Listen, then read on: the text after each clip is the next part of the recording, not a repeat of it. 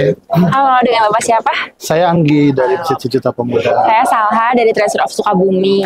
Ini nih Pak, kita pengen tahu masjid ini itu kan dikenal banget sama orang-orang karena dengan namanya yang ikonik ataupun orang lebih tahu itu Masjid Sejuta Pemuda. Kenapa sih dengan namanya Masjid Sejuta Pemuda? Oke, jadi bismillah ya. Kalau kita baca di Badan Pusat Statistik BPS gitu ya. Saya pernah baca di situ dulu 3 tahun yang lalu. Jadi kalau kita lihat Sukabumi ini kan kota kabupaten itu punya penduduk itu kurang lebih 3 juta orang ya. Dan ternyata 1,3 jutanya itu anak muda, usia sekitar 12 sampai dengan 40 tahun. Usia-usia pemuda lah gitu ya. Nah, maka dari jumlah inilah 1,3 juta anak muda ini, kemudian saya berpikir kayaknya kalau bikin masjid nih harus agak beda nih. Nah, makanya diambil dari jumlah itu, kita buat nama masjidnya Masjid Sejuta Pemuda, diambil dari jumlah anak muda yang ada di Sukabumi. Nah, gitu kan. Awalnya gitu, jadi doanya mudah-mudahan bukan cuma sejuta anak muda nih, tapi ada sejuta manfaat dari sini. Itulah awalnya namanya kita ambil nama Masjid Sejuta Pemuda. Jadi dari anak muda di Sukabumi yang ada 1 juta orang. Itu juga nggak bisa kan diterapkan di tempat lain yang kurang dari 1 juta gitu ya. Nah, coba dilihat di Badan Pusat Statistik, kurang lebih anak mudanya ada 1 juta orang. Kadang-kadang kita tahu ya, anak-anak muda zaman sekarang tuh malahan ke masjid itu jarang gitu. Kalau apalagi ini kadang dikelolanya oleh anak muda ya Pak, setahu saya. Ada berapa banyak anak muda sih yang ngelola masjid ini? Sekarang itu kurang lebih ya, yang aktif di sini yang ngelola ada 28 orang. Ya, mereka macam-macam sih, ada yang barista, ada yang ngajar anak-anak, terus ada juga digital marketing, kemudian ada admin, ada dapur, bagian dapur, dan lain sebagainya. Jadi ada 28 anak muda yang aktif di sini. Lumayan cukup banyak ya. Anak muda yang biasanya nongkrong kayak gimana, tapi ini ngelola masjid. Terus di sini itu katanya ngebedain tuh kita dapat kopi gratis. Bisa ngopi gratis, sedangkan kan orang-orang kalau ngopi tuh harus ke kafe dengan budget yang lumayan. Tapi di sini kenapa nih disediakan kopi gratis? Anak muda tuh kan senang nongkrong ya, benar gak sih? Betul. Aneh lah kalau anak muda tuh nggak senang nongkrong. Nah, kita pengen anak-anak muda ini nongkrong, tapi tetap mereka sholat berjamaahnya tepat waktu. Jadi mereka tetap sholat berjamaah pas lagi waktunya sholat, tapi abis sholat mereka bisa saling ngobrol gitu. Jadi jangan sampai anak muda ini introvert. Jangan sampai terlalu banyak yang introvert di rumah, nggak melakukan apa-apa. Nah, di masjid ini selain bisa sholat berjamaah tepat waktu, bisa ikut ngaji, juga kita siapkan fasilitas kopi. Karena apa? Karena anak muda ini senang nongkrong. Jadi kan sambil kita di sini sambil ngobrol-ngobrol, ada yang ngobrolin bisnis, ada yang ngobrolin tugas kuliahan, ada yang ngobrolin tentang nyari jodoh dan lain sebagainya, semua di masjid. Gitu. Jadi kita harus menghapus stigma pikiran bahwa masjid hanya sekedar tempat sholat. Ya, masjid harus mempersatukan masyarakat, ya, terutama anak-anak muda. Nah, maka masjid ini menyediakan kopi gratis untuk memfasilitasi kaum muslimin, terutama anak-anak muda untuk ngobrol, bangun kebermanfaatan di masjid. Gitu. Terus saya juga tahu masjid ini tuh viral Pak di TikTok. Karena kan kita kalau tahu kadang-kadang masjid di tempat-tempat lain mungkin ya, atau yang di Sukabumi tapi yang lain, masjid beres Isya itu ditutup ataupun dikunci. Tapi ini kalau ada yang tidur, malahnya dikasih bantal gitu. Itu tuh kenapa ya kalau tahu? Ya, jadi gini sebenarnya. Sebenarnya masjid dibuka 24 jam atau tidak itu tergantung dari kesiapan para pengurus ya. Cuman kan kalau misalkan gini logikanya, kita ada tamu datang ke rumah kita nih, itu kan kita kasih makanan terbaik ya. Makanan terbaik, jamuan terbaik. Kalau dia nginap juga dibersihin dulu kamar kita supaya dia nyaman kan gitu ya. Nah, itu rumah kita, apalagi ini kan rumah Allah nih. Ada orang datang ke sini malam-malam, dia mau taubat, dia mau memperbaiki diri, kan gak etis nih kalau rumah Allahnya dikunci. Nah, dia mau datang kemana kan gitu.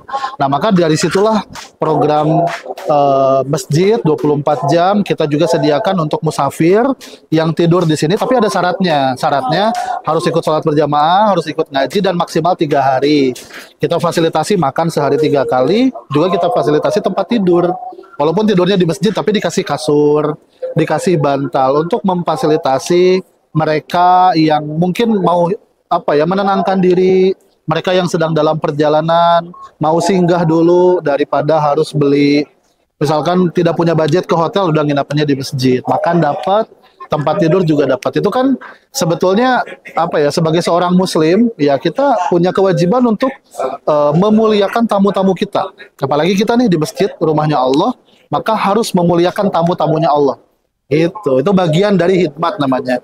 Ya, bagian dari pelayanan kita kepada mereka yang diundang oleh Allah ke masjid ini, kita layani dengan baik supaya Allah tuh senang. Oh, tamuku nih disambut, tamuku dilayani di masjid ini dengan baik. Maka Allah juga insya Allah akan menyayangi masjid ini. Iya. Nyaman banget berarti ya Pak. Harus nyaman. Fasilitasnya semua sangat apa ya? Emang benar-benar beda dari masjid-masjid yang lain. Sebenarnya nggak beda sih. Kalau saya lihat kita melakukan apa yang seharusnya kita lakukan, gitu loh. Sebenarnya masjid menyediakan fasilitas seperti itu tuh umum aja, nggak ada yang spesial. Tapi karena mungkin belum banyak, jadi kita dianggapnya aneh nih kan. Kok masjid nyediain kopi, kok masjid nyediain tempat tidur. Padahal sebetulnya itu tuh kita sebagai muslim, wajar-wajar aja hal tersebut dilakukan. Atau bahkan memang seharusnya itu yang harus kita lakukan. Ya, jadi jangan sampai masjid ini yang harusnya menjadi sahabat manusia, ketika mereka belum menemukan kenyamanan di rumah, mereka pulang ke rumah Allah, malah mereka tidak menemukan kenyamanan. Akhirnya mereka nggak mau beribadah di masjid. Itu kan kalau kita biarkan, akhirnya masjid-masjid yang banyak yang kosong, gitu kan. Kan bahaya juga nih, umat muslim Indonesia ini banyak banget, ya, ratusan juta, tapi masjidnya pada kosong, itu kan bahaya. Bisa jadi masalahnya karena kita dari pengurus masjid ini kurang melayani, kurang humble, kurang hangat menyambut, gitu. Nah, maka supaya ini nyaman jadi sebuah rumah, kita harus memperlakukan siapapun yang datang ke sini sebagai bagian dari keluarga kita, bagian dari keluarganya Allah Subhanahu Wa Taala. Gitu. Kalau selain itu ada program apa aja sih Pak di masjid ini?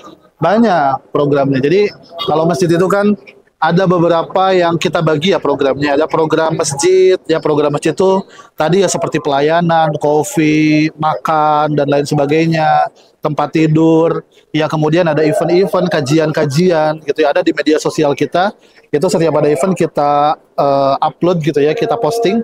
Kemudian juga ada program pendidikan, anak-anak bisa ngaji di sini setiap sore, setiap pada maghrib. Kemudian ada juga program sosial. Kita bantu masyarakat sekitar, gitu ya. Jadi bukan hanya masjidnya saja yang diramaikan, tapi masyarakat juga harus dibantu. Jangan sampai ada masyarakat yang nggak punya beras, nggak makan sekian hari, gitu ya. Sementara setiap hari kita mengumandangkan azan, ya, mengajak mereka sholat, ya, mereka bukannya tidak mau sholat, mungkin karena apa ya, mungkin perutnya kosong, ya, sedang dalam kondisi lapar sehingga nggak punya tenaga ke masjid, bisa jadi begitu ya. Atau karena bisa jadi mereka terpaksa harus pinjam uang ya karena tidak punya uang untuk beli beras. Makanya masjid harus punya kepedulian terhadap masyarakat sekitar. Jadi bukan hanya masjidnya yang diramaikan, masyarakat juga harus dibantu, anak-anak harus dididik, anak muda harus diberdayakan. Jadi semua aktif memakmurkan masjid. Kalau boleh tahu nih Pak, kan tadi apa ya, programnya untuk masyarakat sekitar juga ada segala macam. Memang visi dan misi dari Masjid Sejuta Pemuda ini apa ya? Visi kita sederhana ya. Hari ini anak-anak muda ini harus betul-betul menjadi penggerak ya. Karena kan dalam Islam itu peradaban itu digerakkan oleh ya mayoritas anak muda dan memang tempatnya berbasis di masjid gitu ya. Maka visi kita adalah bagaimana yang kita lakukan di Masjid Sejuta Pemuda ini juga dilakukan di daerah-daerah lain di seluruh Indonesia, bahkan mungkin di luar Indonesia ya. Selima benua kita tetapkan masjid yang memang masjid terbuka untuk masyarakat, masjid yang tidak pernah dikunci, masjid yang pelayanannya maksimal, masjid yang punya fasilitas pendidikan, masjid yang juga peduli masyarakat sekitar. Ini kan baru satu masjid aja udah ramai banget. Iya, ramai banget. Apalagi kalau 100 masjid, 1000 masjid kayak gini, kebayangkan? Ya, maka insya Allah ini akan menjadi akan menjadi optimisme nih buat kita bahwa masyarakat Indonesia ini semangat gotong royongnya kuat banget, semangat kepeduliannya kuat banget, semangat belajarnya kuat banget, gitu loh. Jadi cita-cita kita, visi kita adalah bagaimana masjid ini menjadi barometer masjid yang memang multi manfaat, ya, destinasi solusi yang digerakkan anak muda. Dan ini bisa diduplikasi di mana-mana. Gitu. Terakhir nih Pak, apa nih pesan Bapak yang mau Bapak sampaikan buat anak-anak muda? Anak muda Sukabumi, ya antum-antum yang hari ini mungkin punya bakat yang berbeda dari yang lain ya. Setiap orang punya bakatnya masing-masing, gitu ya. Gunakan manfaat bakat itu untuk membangun manfaat di masyarakat sekitar. Ya, masjid ini memfasilitasi kalau misalkan antum mau belajar di sini, belajar digital marketing, belajar media dan lain sebagainya. Masjid ini sangat-sangat memfasilitasi. Datang ke masjid ini, bareng-bareng kita belajar, bareng-bareng kita memakmurkan masjid-masjid yang lain juga. Sukabumi ini banyak masjidnya. Masjid di Sukabumi itu terbanyak juga di Jawa Barat. Kalau nggak salah 5.800 kalau kabupaten. Ya ini banyak banget nih PR kita. Kita tuh nggak boleh berhenti di sini. Di satu masjid ini nggak boleh. Karena PR kita masjid yang lain masih banyak yang harus bareng-bareng belajar supaya bisa memberikan manfaat. Jadi ayo bareng-bareng di sini datang ke Masjid Sejuta Pemuda, kita bareng-bareng bermanfaat gitu. Karena kami nggak bisa sendirian, kita butuh antum semua.